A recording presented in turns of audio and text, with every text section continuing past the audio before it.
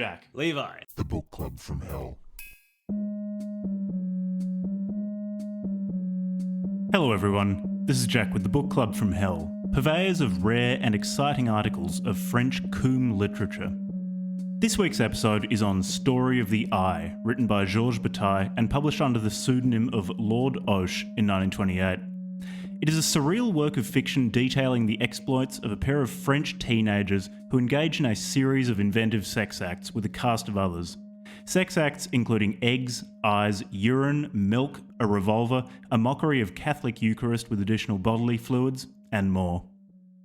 If you like what we're doing with this podcast and want to support us, we have a Patreon account, the link to which is in the show notes. We release bonus episodes on Patreon and have weekly chats with subscribers about our most recent episodes.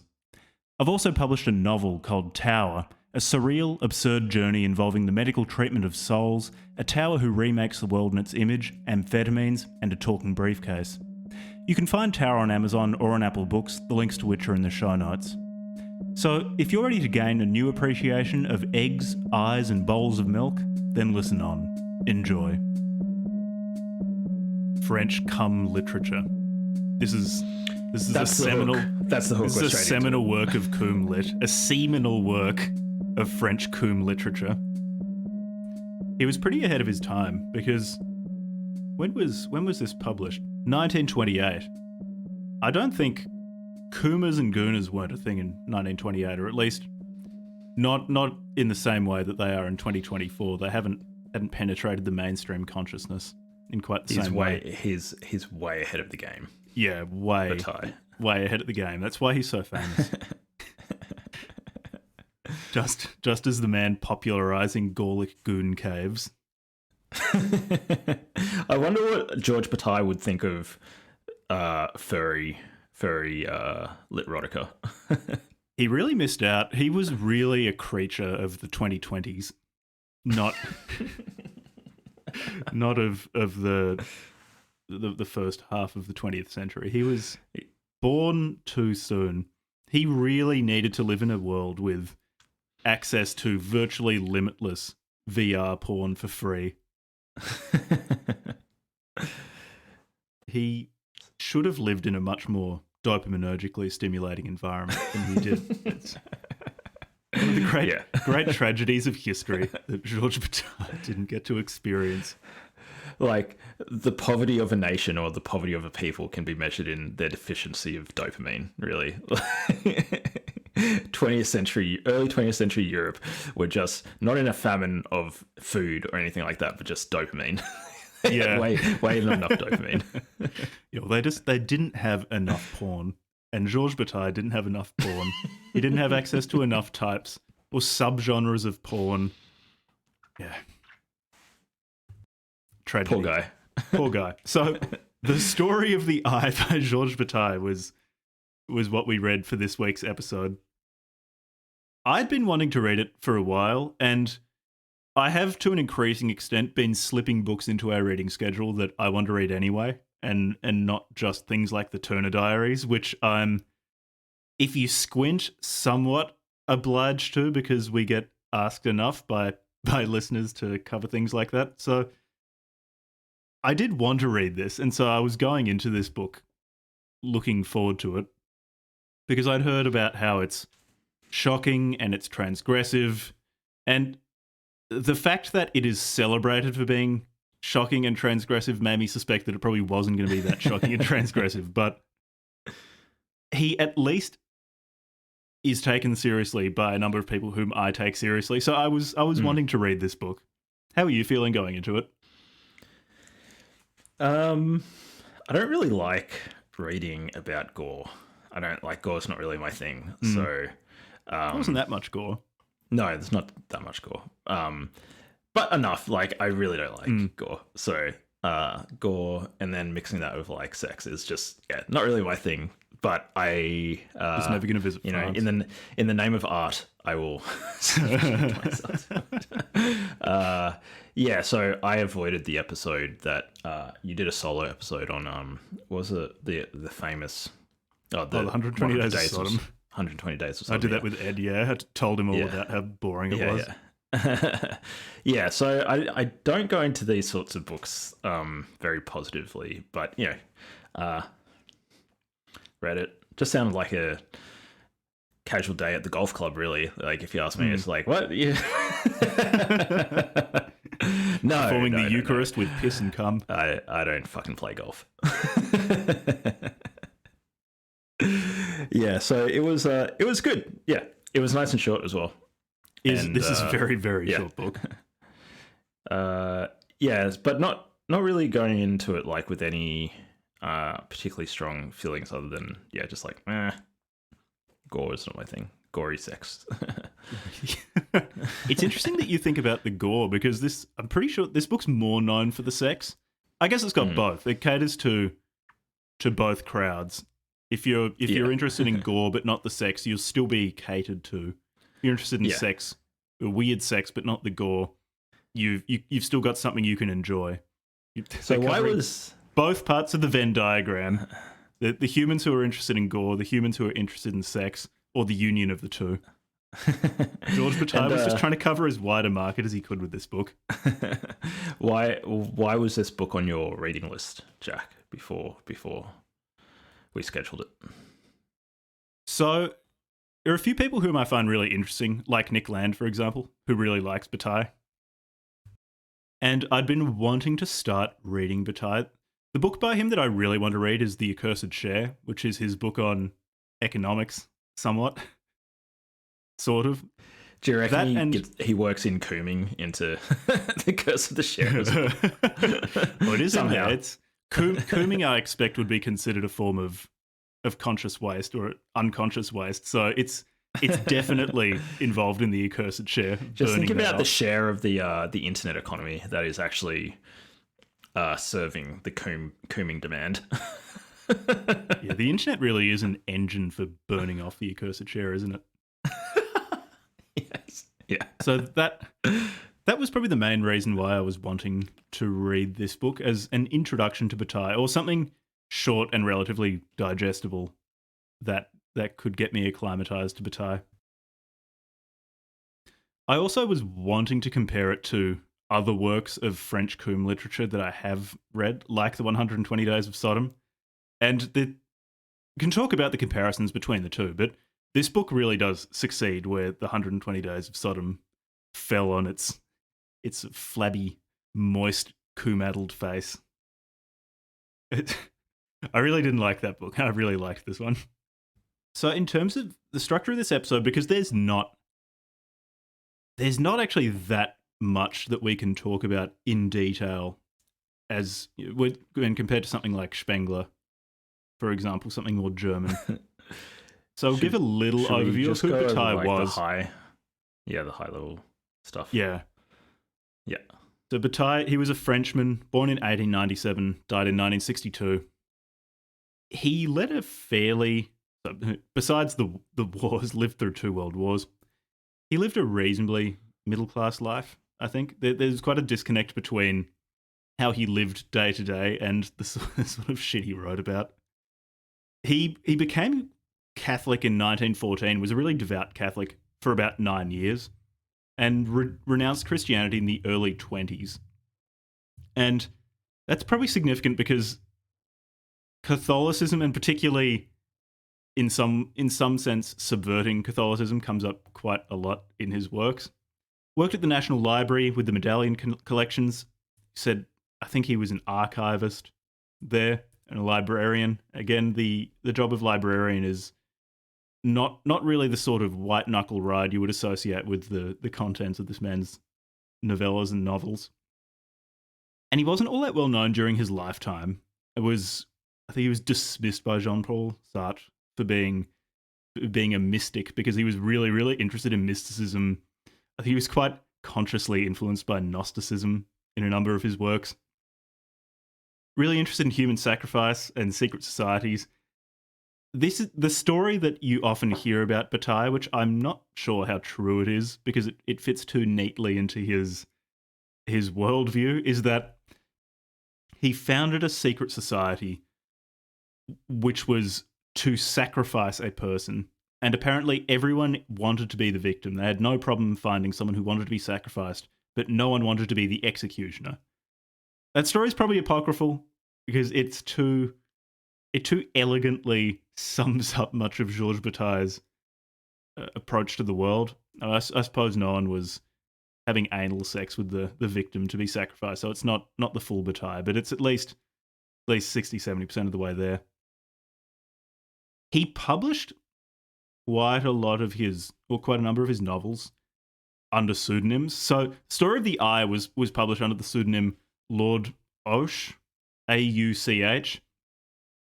Apparently Auch it's short for, I think, to the toilet or to the shitter.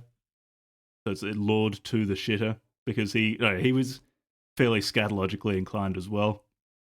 I think that's enough about his life. In the edition, at least, of the Story of the Eye that I have, he also talked about his upbringing and his relationship with his parents as an influence on this book. So I think his mum was bipolar or had some sort of mood disorder. And one of the characters in the Story of the Eye, Marcel, Bataille says he based on his mother's behaviour.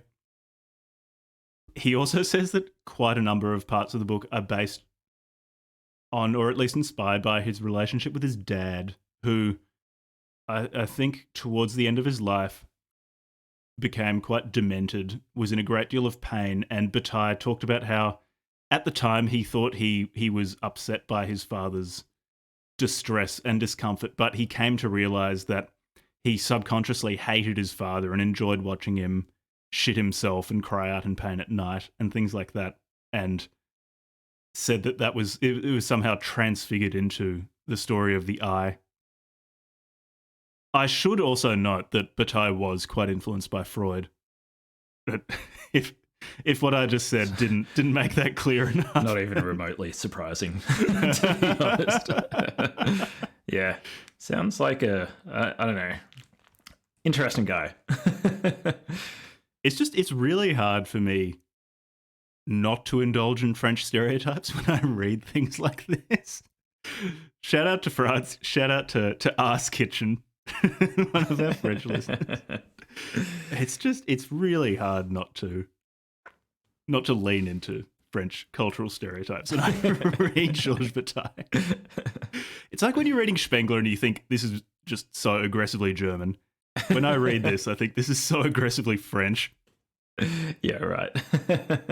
That's very funny. So, okay, cool. So that's Georges Bataille.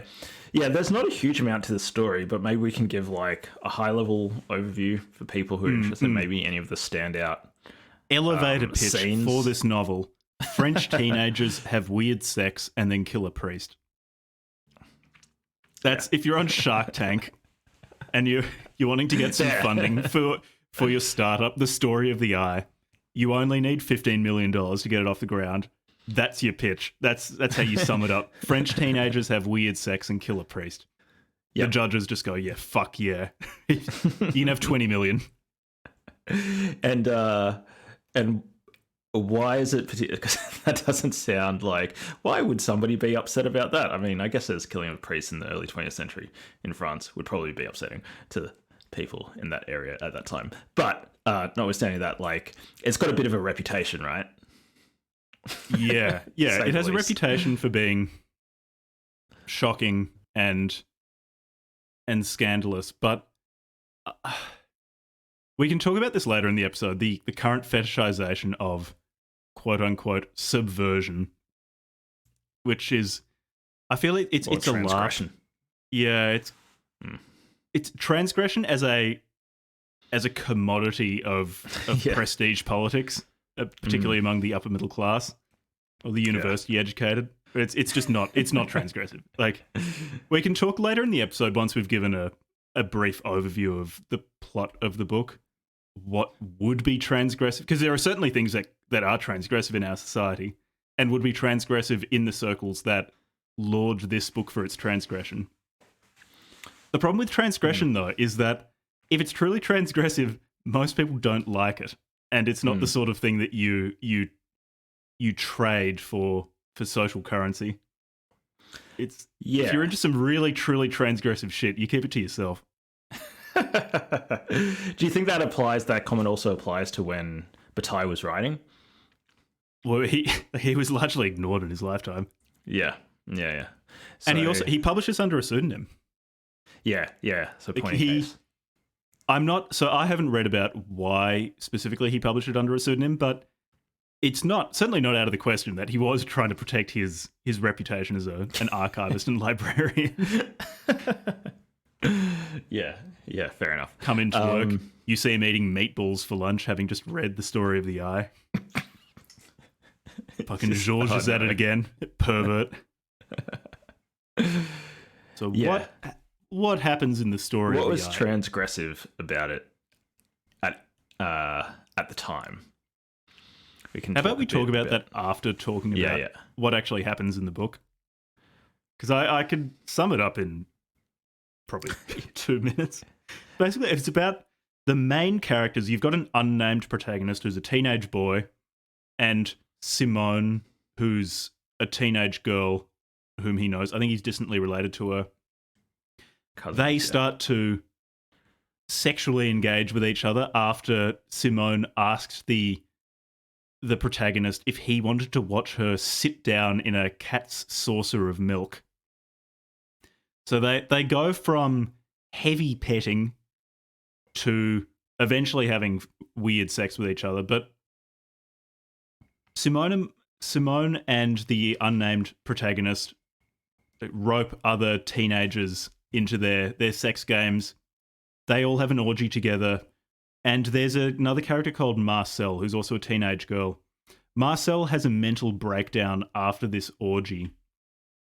She then is put into a mental institution. She's broken out by Simone and Marcel, who they've gone on the run. So they've disappeared from home, gone on the run. The protagonist has a gun. He took his father's revolver. They break her out of the mental asylum. Marcel hangs herself. Simone and the main character flee to Spain, live with Sir Edmund, who's a perverted English aristocrat. In Spain, they watch a bullfight where Simone...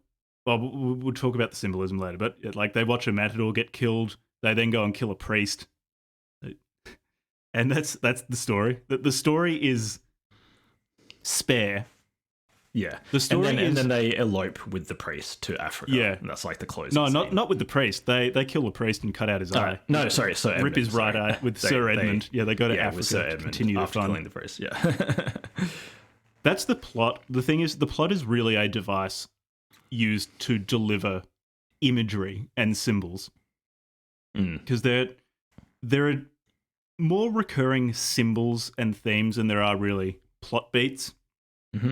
A lot of the symbols, the really, really important ones, there are two main categories of symbols. So there are the ovular symbols, so eggs, testicles, eyes, and then there are the fluid symbols, semen, urine, blood. And both of these appear in sex acts. So Simone at one point develops the fetish for inserting hard-boiled eggs into her vagina and ass. Once they kill the priest and cut his right eye out, she puts it up her vagina and then pisses out above the eye, and that's the end of the book. There's also semen and urine, so they piss on each other and cum on each other a lot. And then there's also the symbol of the link between sex and violence, or at least that Bataille seems to insist that there's this deep link between sex and violence, which I struggled with. Like, I'm not so sure that there's that deep link. I've read a number of French writers who insist that this link exists. Insist to the point where they don't even justify it. It's just stated as, water is wet. Sex and violence are fundamentally linked. But the link between sex and violence will be demonstrated by, say, the main character in sexual ecstasy firing off his father's revolver into the air as he comes, or Simone strangling the priest as the priest comes. the story really is just this vehicle for delivering these sorts of themes. Also, Simone stuffing bull testicles into her vagina while she watches a bull kill a matador by ramming its horn through his eye. His eye pops out of his head. Yeah, I think that I just noticed that your name on Riverside is Egg. Egg, yeah, nice. And in terms of how to understand these symbols, I have some ideas, but there's also this book is spare enough that maybe if you were more familiar with the rest of Bataille's output, you would be able to say something more concrete. But given that I'm not terribly familiar with Bataille, I only have vague feelings about what these various symbols might mean. Okay, what do you reckon? What would you hazard a guess for each of those symbols? Bataille was really into waste, and I should. This could well be wrong, but he was really, really interested in waste and wasteful behavior, and felt that it was not only unavoidable but necessary. And waste appeared in many forms. He felt that sex, whether for procreation or not, was itself wasteful.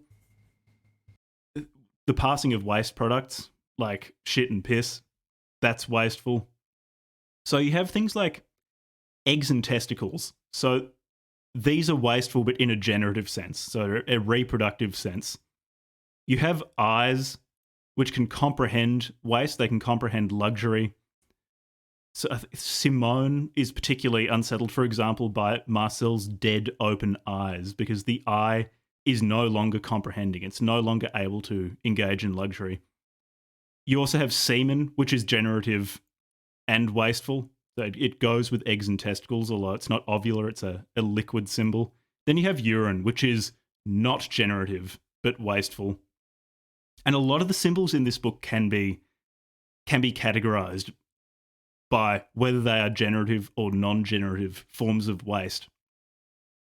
I focus on waste because it's particularly in the accursed share. Bataille elaborates an economic theory that assumes a superabundance of energy, a portion of which is necessarily wasted and unavoidably wasted.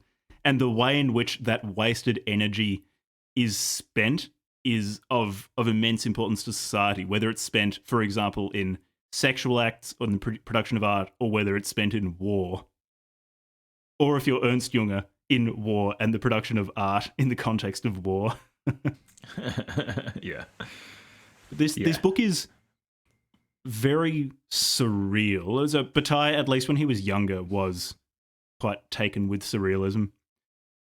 And as is often the case in surrealism, you're shown a number of very striking images, and images that form fairly clear clusters of affinity with one another, but the interpretation of those is oftentimes unclear, or it's more a feeling rather than something you can verbalize.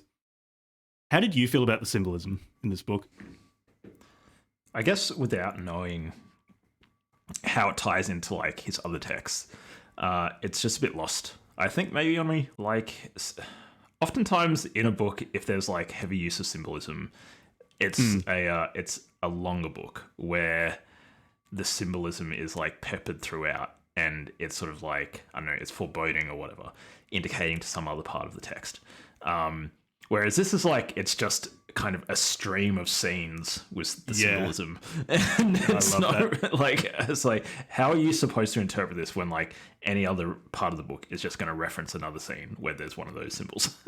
You know? Yeah. So it's a self-contained system of cooming symbolism. It's like, I don't know if there is really that much more to it. Unless, of course, you knew also about his other texts potentially, or if he had other texts where this theme of waste and sex and stuff also occur. So yeah, maybe it was like a little bit lost on me. It's a very beautiful book as well, or at least I found it so. It's written in a very sudden way, where oftentimes you don't it have... just jumps straight into it. It's like, It jumps straight into it, but also in certain scenes, there's not much intermediate movement between actions. It's this succession of actions that are already underway, stacked next to each other. The prose, I'm not sure what it's like in French, but it was translated in a really, really nice way in the edition I have. I think I have the Penguin Modern Classics edition. No, it's not with me. I'm pretty sure that's the one I have. It's the one with... It's got an essay by Susan Sontag in it as well. Yeah, nicely translated. I assume that it's nicely written in French as well. Really, really beautiful, sudden changing of scenes. One melts into another. Or not so much melts, actually. There's a sharp break between scenes. It's very abrupt. It's the opposite. Very, of melting. yeah. Very striking Snaps images as well. like a knife. Like Marcel's illuminated open window at night in a storm in the psychiatric facility. All of this is in service of delivering a cavalcade of ovular and liquid objects and bizarre sex acts. I can only assume that it was probably nice to read in French as well. Probably. I assume so. This good a translation out the other end. He was a good With writer. translation, you would assume it's garbage in, garbage out. Yeah. I assume, as someone who's never translated it. It'd be pretty difficult to take garbage in and then end up with a better translation than the original. Yeah, don't you think? I guess it depends on how reliable you are as a narrator, as in the extent to which you're trying to convey the original bad text and badly convey it in English. Or whether you're just like, no, fuck it, I'm going to rewrite this thing. I'm going to take this and make it my own. I believe it's with Homer, the Iliad and the Odyssey. There's a number of different translations, and different people like them for different reasons because the translators very, very strong opinions on very strong opinions. Yeah, talk to an ancients, like somebody who studied ancients, or like ancient Greek or something like that. Yeah, very strong opinions. Yeah, but in that particular context, like the translators are actually taking an opinion on how they should translate it. Should it be more terse, or should it be like more true prose to or the verse, poetic rhythm of the original and so forth? Yeah, it's really interesting. I guess the story of the eye has not been translated as many times, so we can't make that same assessment. No, it took a really long time to get into English as well. I think it was first translated into English in the 70s. There wasn't much interested in Bataille for quite a while. But that's all changed now, hasn't it, Jack? Yeah, well, now that we've discovered him, he's gonna get big. No, now it's studied in universities, in Western universities. Do you know under what pretext it's studied, like in what sort of classes, just like literature in general, or is like postmodern studies and stuff as well? Like, I'm not sure what sort of classes it would be. It would be in. So I should make sure people are aware. I didn't have a module on this in med school. This didn't. Yeah, when we were learning about pelvic anatomy, we just read the story of the eye. I wouldn't be surprised if there were a bunch of med students. All the different things can be inserted into orifices. Do you want to go over some of the questions that we came up with to talk about with respect to the story of the eye? Because we're not going to get far talking about the plot. In terms of the symbolism, I think we've both said what we felt the symbols meant, but without a deeper understanding of Bataille, it's probably a limited amount we can say. It's a sort of book that would be really, really interesting to read at several points as you get to know Bataille's work. Because I imagine as you become more acquainted with Bataille's, I guess you would call them more declarative works rather than symbolic or interpretive works, the story of the eye would become more deeply meaningful rather than a very, very striking succession of images. It could become more obviously meaningful. Oh, I should get you to read the Solar Anus, actually. That'd be a really good episode. You'd love that. Yeah, we'll see. We'll see about that. Maybe. Yeah, okay, so let's jump into the questions. First one. Yeah, so this was the main thing I was thinking of while reading this book was what makes something shocking? Because the story of the eye, when it was published, was apparently really shocking and really scandalous. Whereas, as we said, it's now taught at universities. And I just don't accept that something is truly subversive if it's taught at university. University is the validation mechanism of the ruling class, at least in the West. And if something is truly countercultural, then it's not going to appear there. It might appear in the garb of counterculture, but it's not countercultural. And so I was wondering, why is it that this book is or was considered so truly shocking, and shocking to the point where people wouldn't engage with it, or most people would not want to engage with it. And if they were, then they'd probably keep it quiet, because something being truly countercultural is oftentimes kept to yourself if it's going to really, really degrade your social status. Mm. Mm. I think probably the thing that I mostly decided upon as the thing that determines how shocking something is a notion of efficacy. So in different societies and different cultural contexts, different things are seen as differently efficacious. And so efficacy is in some sense a combination of taboos or the sacred plus an actuator. So something that this series of ideas that you're not meant to transgress, combined with something that's going to punish you effectively for transgressing.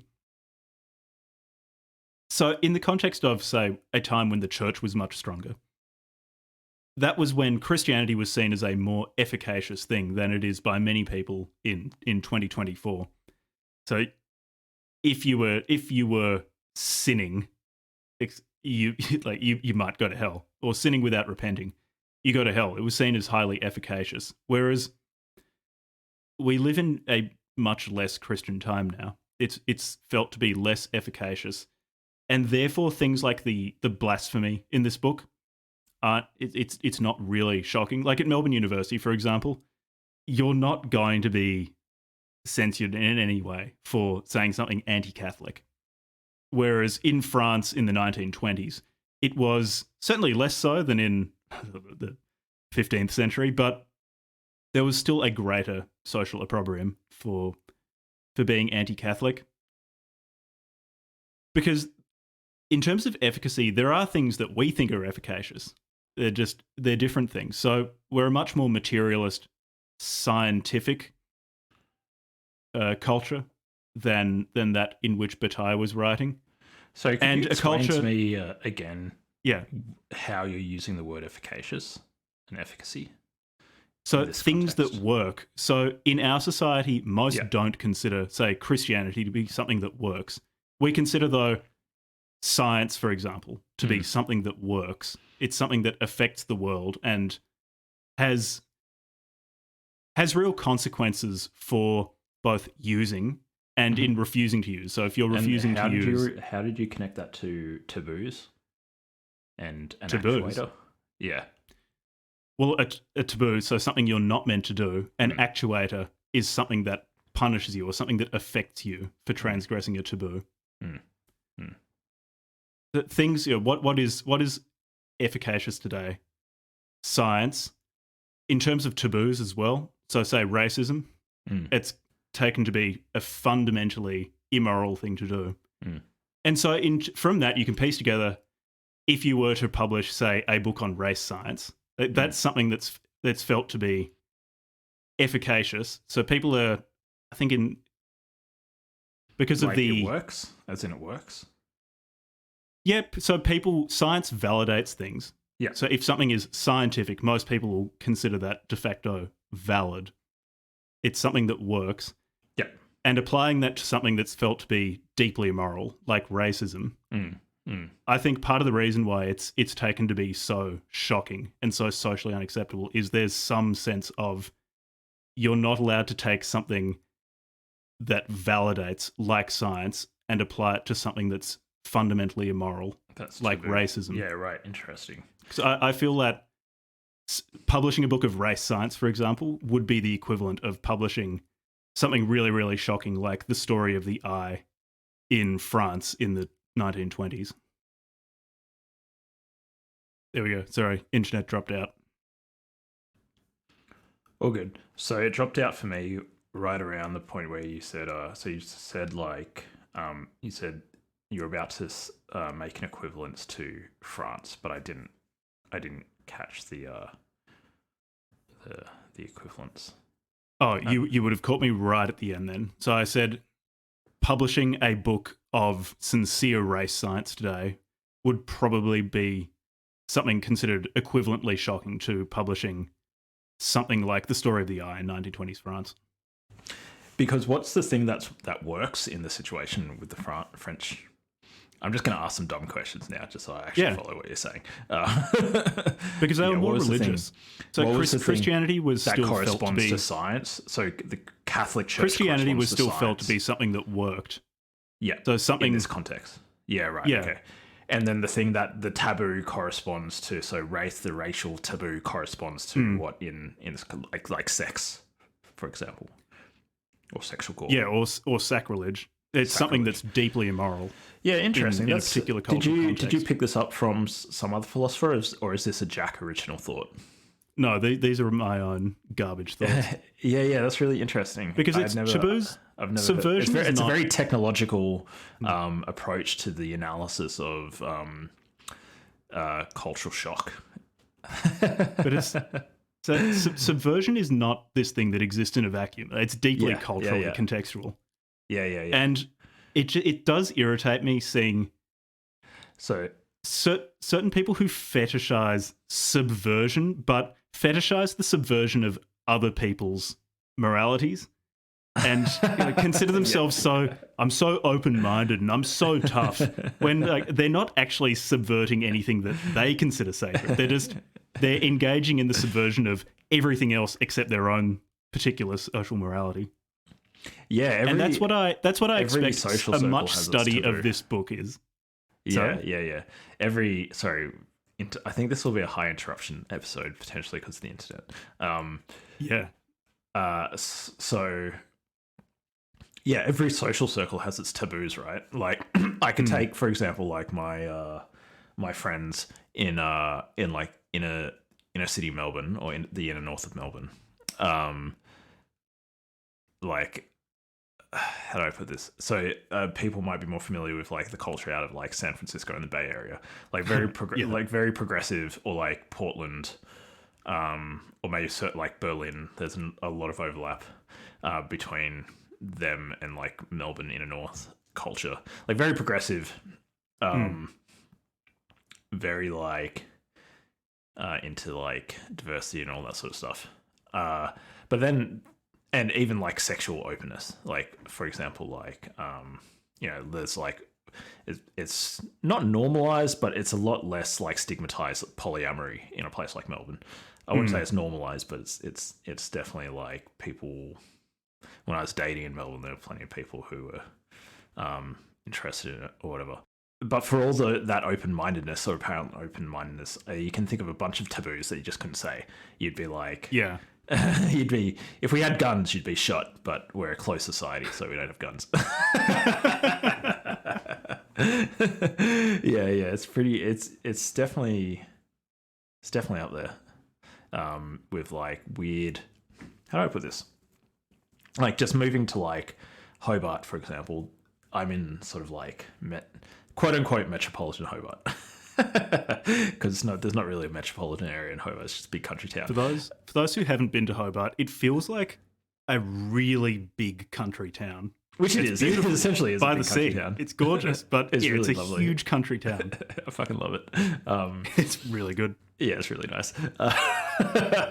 I tried to like front run the mad population growth of Hobart over the next 20 years as it becomes a subtropical, beautiful area with global warming.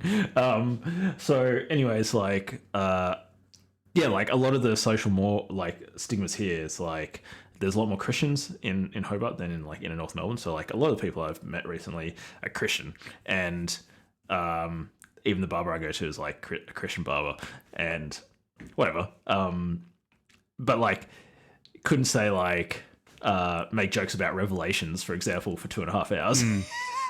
It's just really like inconsiderate. But in the inner North, I'm sure you could make plenty of jokes about Revelations at a dinner party and go just fine.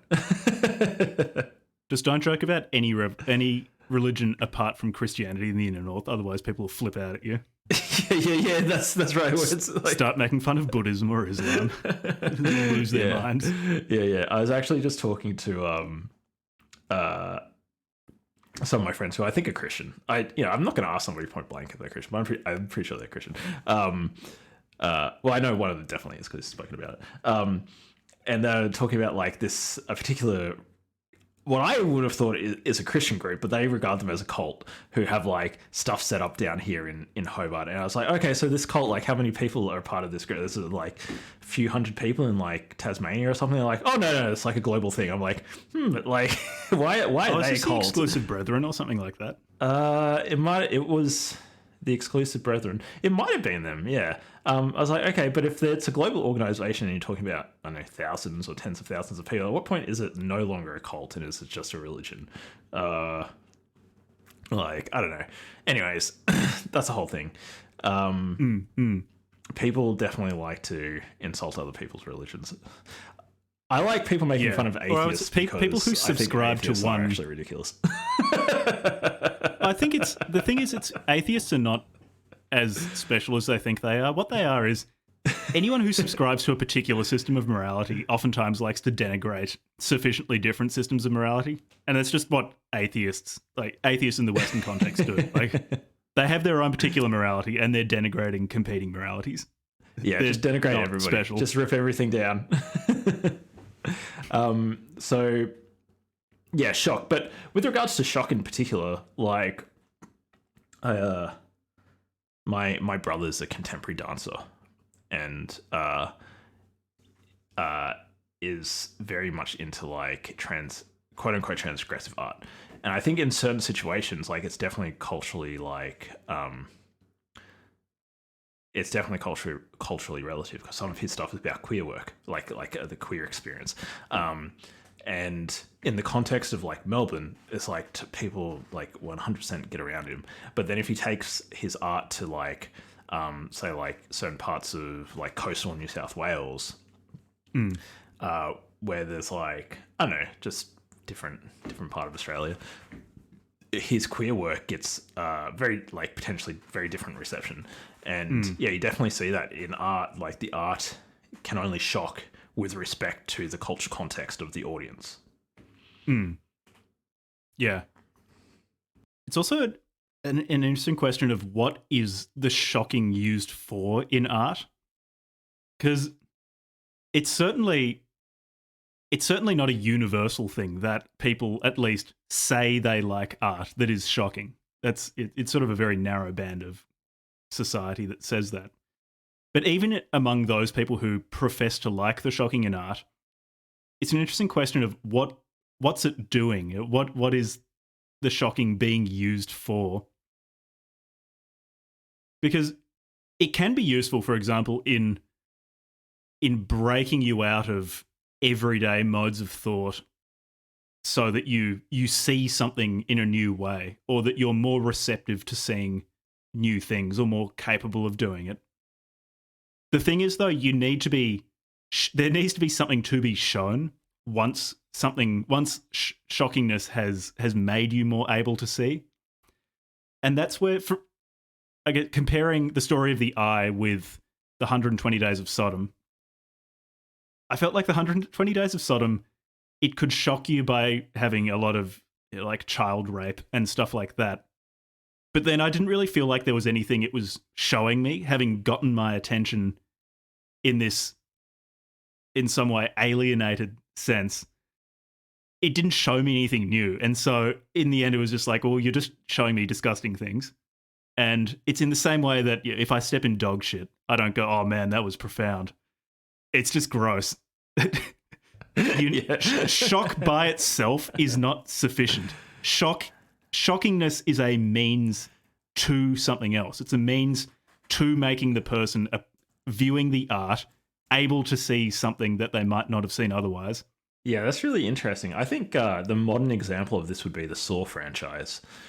So I thought, I thought the original Saw, I thought was a brilliant movie. Like just the entire setup and the suspense, and I believe it was also an extremely low budget film. And it ended up like grossing, like it was one of those films where like the ratio of like how much grossed, how much they actually spent on production is like huge. And good case. And I also believe that it was the director or the producer's like first feature length film, which is like a huge success. Yeah, like I think they also might have been Australian. Double check that. But I vaguely remember that, but then I should say I watched Saw when I was 16 or something. And I liked it because like a guy saws his own leg off and shit like that. Because I was a teenage boy. I don't remember it very clearly at all. But there's an example of like the shock was in the context of like a larger piece of literature, and it was driving this like overall narrative, and I guess like feeling of sort of like hopelessness and all this sort of like pushing people to the extreme and all this sort of thing, and vengeance and whatnot. But like then at some point, I don't know if it was like Saw 3 or 7 or X or whatever, like at some point it's just you're just paying to go into a cinema and like just see gratuitous violence, essentially. Like there's no and everybody now knows, like obviously it's a franchise, it's world famous, everybody now knows, oh yeah, Saw, okay, it's just going to be a bunch of people like getting blown up or whatever. Yeah, so I think that's an example of like what you're sort of talking about, like within a single franchise. Yeah. So, a few things. One, I should probably be a bit less flippant about the 120 Days of Sodom, because I have read certain people claiming that it was a far-sighted prediction as to where liberalism would go. So the dissolution of social mores around sex and violence. So I'll acknowledge that some people think that and politely disagree. But then what you were saying about the Saw franchise, it's in some way, I think, analogous to the distinction between art like The Story of the Eye and pornography, where, so with the Saw films, how you've got something deeply shocking, like very, very realistically rendered violence and cruel violence. It's not merely quick violence, but part of it is that you watch someone deeply suffering before being dismembered, for example. Initially, I'll just trust you that the first film has something to say, because I watched it so long ago. I would have to rewatch it. It's been a long time since I watched it, but yeah. But for argument's sake, let's just say that it does. That shockingness draws you into something. It makes you able to appreciate something by alienating you from your everyday life that you might not have seen otherwise. But as the franchise went on and it just became a just violence, it just became a vehicle for showing you violence. I feel it draws closer to pornography, because it's just using a powerful stimulus to make you feel something in an animal way. It gives you a little squirt of dopamine when you see a dude get his head chopped off or someone get his dick sucked in porn. It goes from shock to draw you into seeing something to shock to just make you feel something because you're a fucking dopamine burnout, and that's just what you need now. And probably in that also lies a distinction between art and porn. That porn is this vehicle for giving you that squirt of dopamine, whereas art uses that to draw you into something deeper. That's really interesting, because some women might disagree with you, because there is a whole genre of female-specific pornography, and a lot of it is very artistic. They have they film the date and the lead up, and it's like it's supposed to not just be this sort of like male driven, just go straight to just like pile driving a girl on a couch or whatever. It's got like a whole artistic component. To that though, it's sort of, so one, there's not going to be a perfect separation between art and pornography. It's not perfectly binary. So you're going to have a grey area or a hinterland between the two. But also, so I mean, women on the whole find different things sexually appealing to men. If that's what gives them a squirt of dopamine, it's still porn. It's different from what men like. It's slightly less gross, but it's still porn. It's not qualitatively different, but it's artistic. Yeah, sort of. It's got. It's like that. Different things. You don't think depictions of human sexuality can be artistic? Well, I just said they could. I just said that I consider the story of the eye to be highly artistic. Yeah, it's interesting. What's it doing with a depiction of sexuality? Yeah. Is it serving if to the be depiction of sexuality and also giving really a squirt of dopamine? Yeah, if it exists if it exists in the same way that eating highly palatable sugary foods exists, then I would consider it probably to be porn rather than art, or more pornographic rather than more artistic.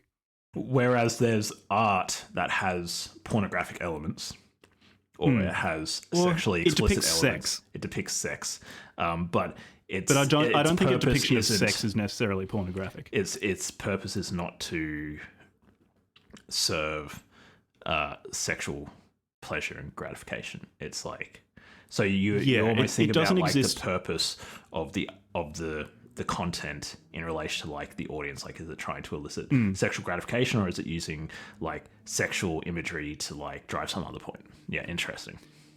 Yeah, and you can also, it's also in the person beholding it. So you can engage with, say, the story of the eye pornographically. Like, if you read this thing with your hand stuffed down your pants, you just love teenagers pissing on each other and stuffing eggs up their ass, then and you don't let that shock of the new draw you into anything deeper, then sure, you're engaging with it in a more pornographic way.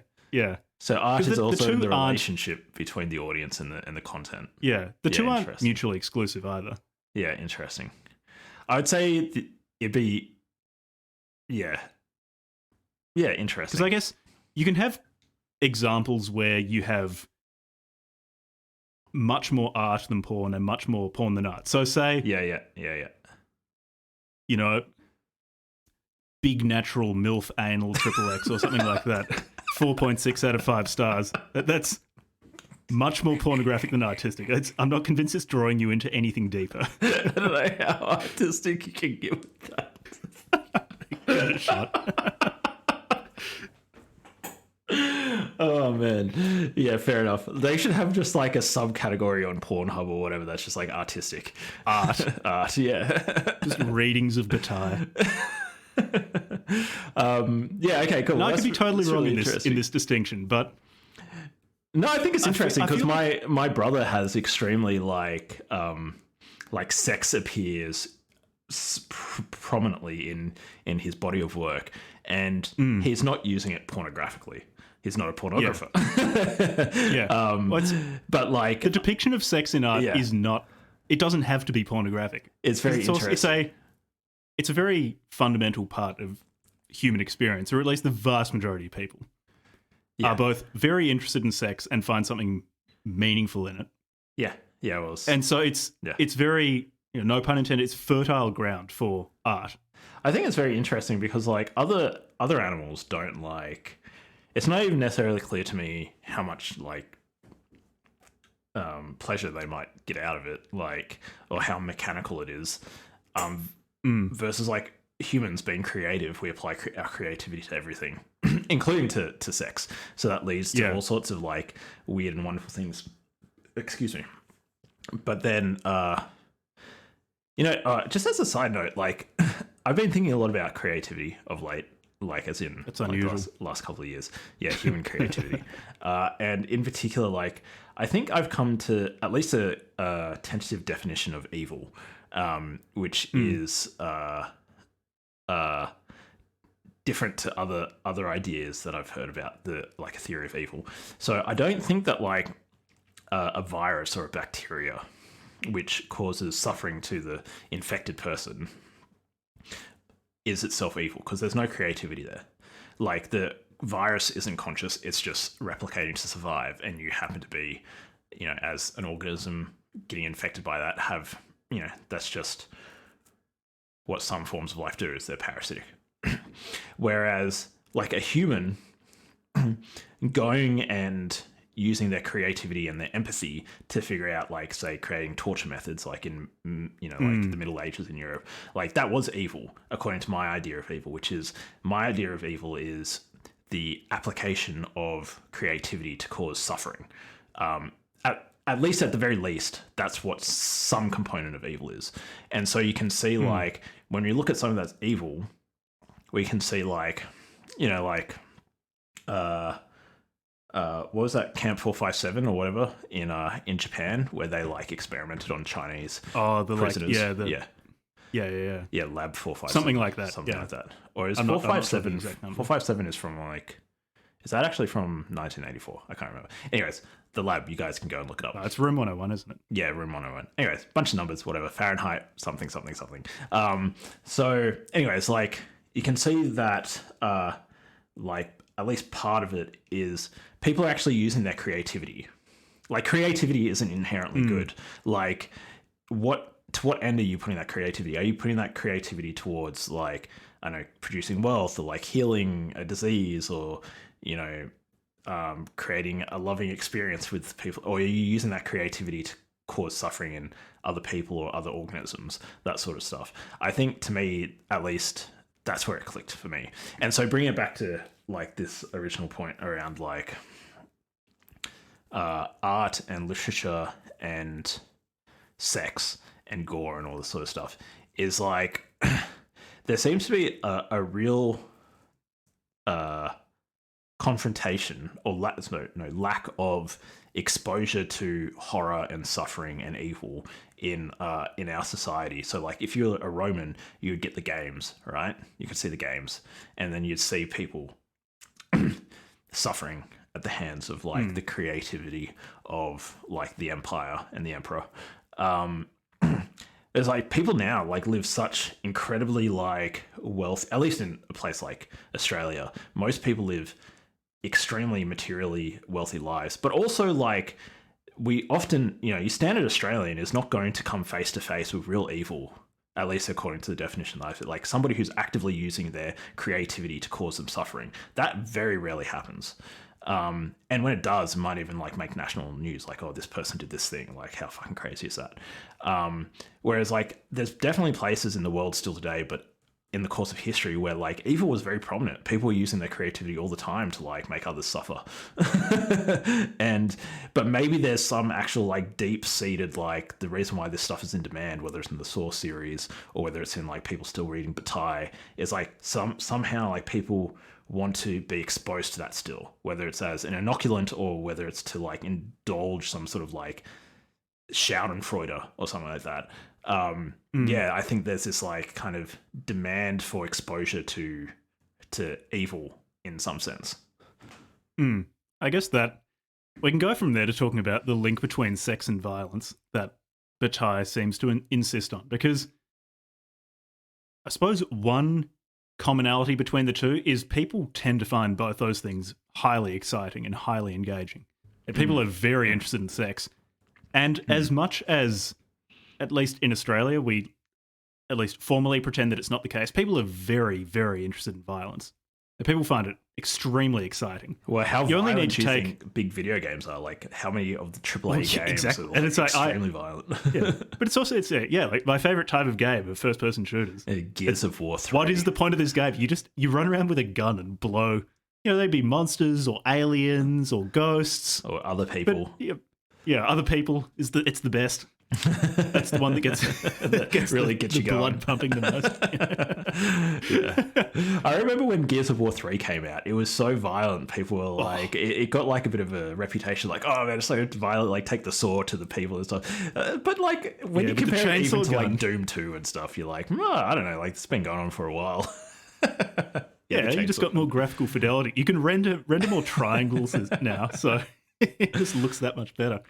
Yeah, it's only the most cursory look at our particularly mass entertainment media landscape shows that sex and violence are the things that get people really, really interested. It's an easy way to make a human being interested in what you're doing if you depict sex acts or violence in it. Yeah, and Bataille just Even did if they both. don't like it, they're going to pay attention. Yeah, Because I guess both sure. those things are highly charged in terms of salience for the human animal. One is reproduction. You've got a huge amount of evolutionary pressure telling you to be really interested in having sex with someone, and salience in terms of violence. It's either this is a threat to you, or you can participate with other members of your group in being violent to some out-group member as a team bonding exercise, which is also highly salient. Yeah, interesting. So that's one link between sex and violence. There's also the issue of like sexual crimes or sexual violence. It will be one that carries with it a significant taboo in terms of like if you said like if somebody says they've been to prison for say I don't know, like theft. Yeah. Versus like committing some sort of like sexual violence act. Like you're going to make a very different, most people make it an extremely different like moral judgment of that person. Like you might. Yeah, extremely different. Yeah. And then, you know, that is also reflected in like the punishment schema for like different crimes. So like generally speaking, like sexual violence is like you add a bit of sexual violence to a particular crime, you'll just like ramp up the sentence if you're found guilty. So like, yeah, it's definitely there. It's interesting, isn't it? Like, why does it violence and it's like sexual violence is like up there as like intuitively it makes sense. Like, but I guess, I mean, for me, it intuitively makes sense, but I've also grown up in a society where that's the case. Sexual violence is regarded as much worse than just vanilla violence. Whereas, like, there's it could also be my upbringing. There are other societies where, especially like during times of like war and conquest, where like sexual violence is extremely common. Not only common, but desirable. Or like expected. So it's regarded as something that is either fine or something you just do. But it's even like you look at Genghis Khan. Yeah. Seemed to rape most of Asia and Eastern Europe. And he was regarded as a very admirable great general.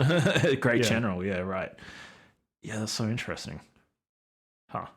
Yeah, how much of like... It's certainly jacking up how salient an act is for most people if you combine sex and violence in it. Yeah, interesting. Even in terms of, say, what is going to be reported on, which is to a large extent a measure of what people in a given society find engaging and salient.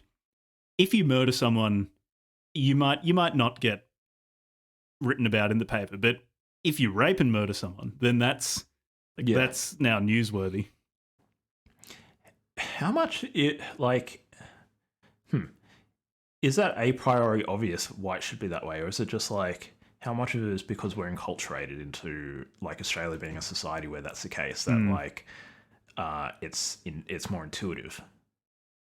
I find that really hard to answer. I can only speculate because my intuitions will be so informed by the culture I grew up in. And there's been some major like sexual violence cases here in Australia, or like sexual crime cases of late, where like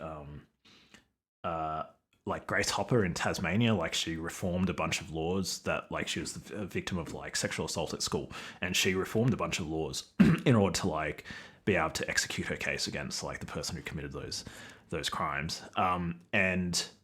That was like huge, and people would like, most people I think would consider it progress to see like, okay, like schools, and in this particular case like private schools or whatever, are being held to account for like covering up like child sexual assault and that sort of stuff.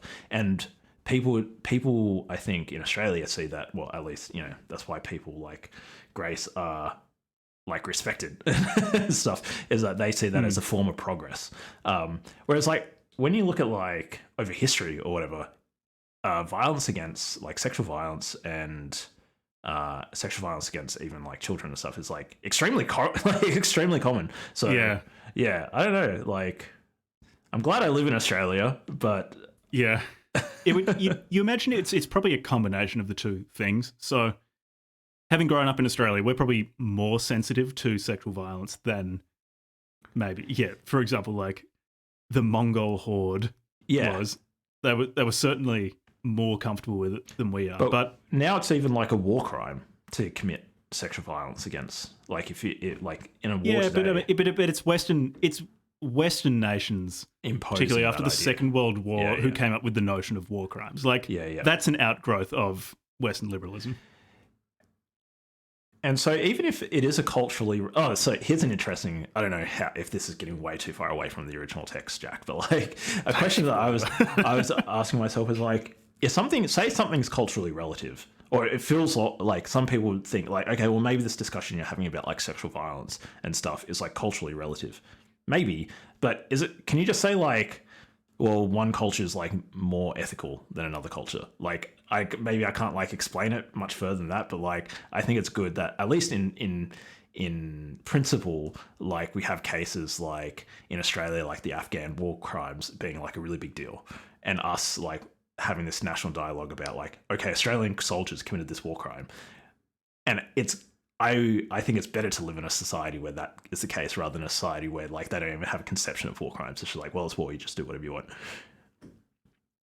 Yeah, I feel like it's a good thing, but that is probably almost all informed by... It's hard to explain, isn't it? Like, to actually make declarative, hey, like your ethical theory. Without some fixed point, like a god, it's very hard. Yeah, it's really hard. And it becomes quite arbitrary. Yeah, I wonder if we're still working through what the death of God really means. Yeah, I have a suspicion that it's not arbitrary, but I don't think anybody's solved that problem yet. Yeah, I would like it very much not to be arbitrary, but I have a really bad feeling that it's just completely arbitrary. Yeah, interesting. Yeah, interesting. Anyways, do we have any other questions about the text itself? Oh, censorship, actually. You wanted to talk about censorship. This wasn't censored in the day, was it? But he did hide behind a pseudonym. Yeah. I'm not sure how censored it was. 120 Days of Sodom was censored at first. Well, yeah, it also took a really long time to be published because Sard wrote it on a scroll in prison and that's right, and lost the scroll. Yeah, I'm not sure how censored the Story of the Eye was when it was published. Could you imagine? But like you said, Bataille obviously felt at least some social pressure to not have his name associated with it. Yeah, at least initially when it was published. It is also culturally, so French people seem to be less concerned about depictions of sex than, say, Anglos. Anglos. Yeah. So, and this took a long time to make it to the English-speaking world.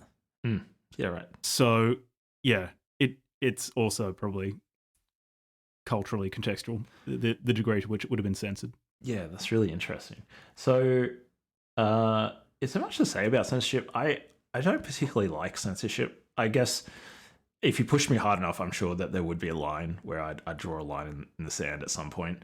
But for me, at least, like this particular book doesn't cross that line. I find it's like, it's weird. It's a bit like uncomfortable to read.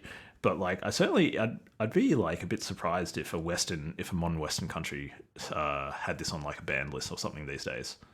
Oh yeah, well, especially if you have porn legal, then you don't have a leg to stand on in terms of banning this book. You're probably also good to distinguish between political or state censorship, where, say, the violence apparatus of a state says we will inflict violence upon you if you engage with this book, and social censorship, where you can legally own it, but it's socially unacceptable. And I'm much more sympathetic to social censorship than to political censorship, in that if a particular work really violates some sort of societal taboo and people express disapproval at someone engaging with it, that's all right. I don't have a great problem with that. Where I don't like it is where the violence apparatus of the state is used to just physically stop you from engaging with something. Yeah, so an example of that might be like Mein Kampf. I assume Mein Kampf is not banned in Australia, but like maybe I don't think it's banned in Germany, is it? Or is it banned? Yeah, but if you're ready to get at a coffee shop, you might get a few looks. You'll get a few sideways looks for sure, especially if you're in like Berlin. Yeah.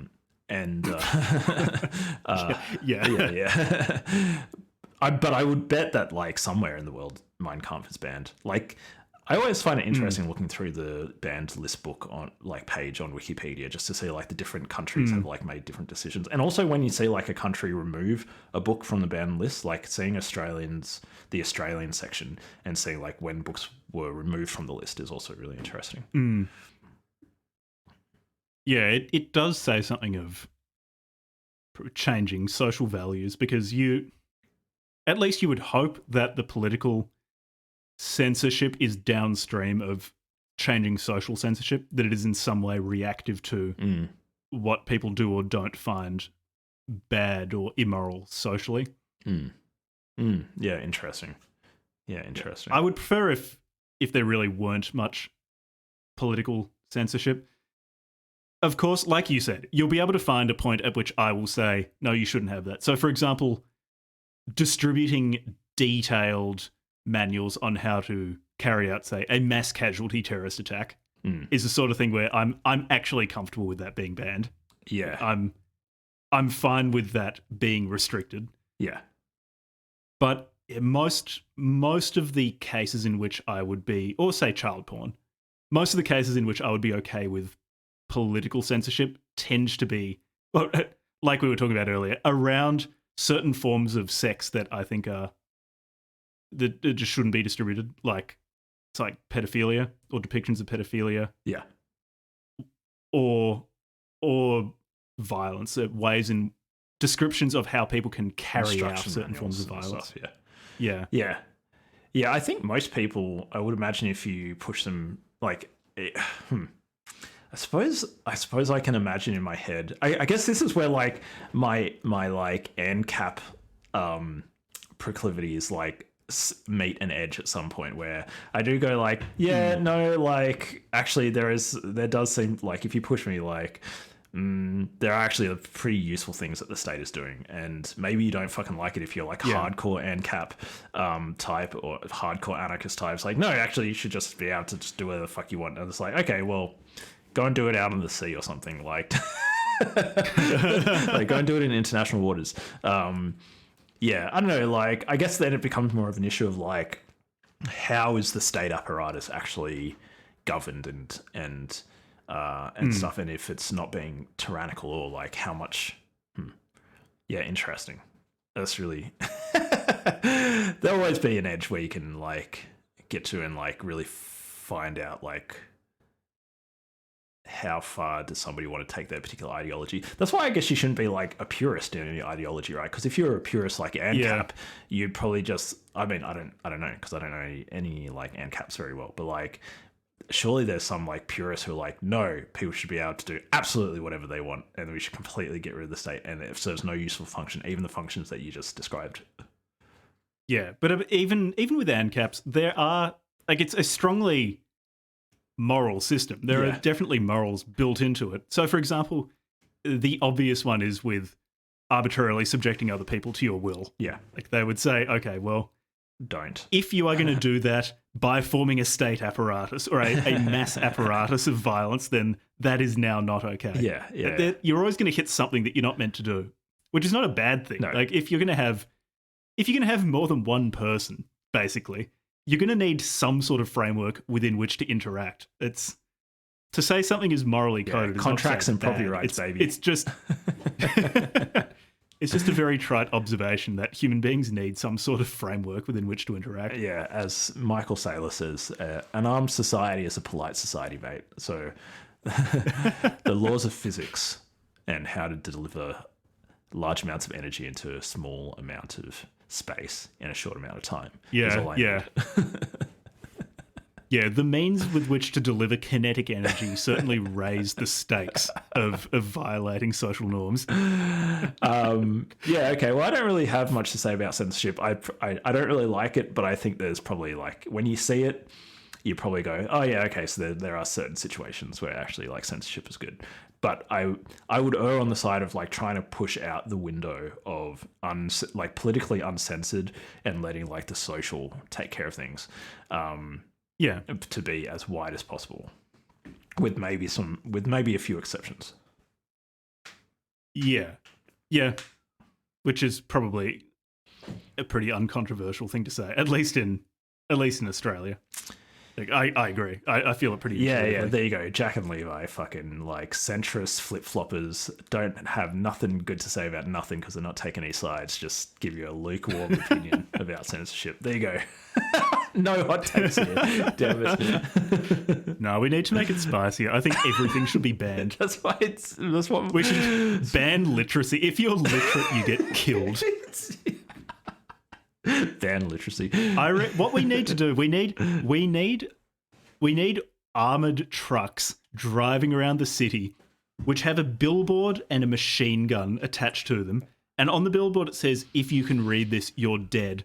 And it's got a camera attached to it that does facial recognition analysis. And if it sees your eyes flicking over the letters, it delivers 50 calibers of purification to your brain.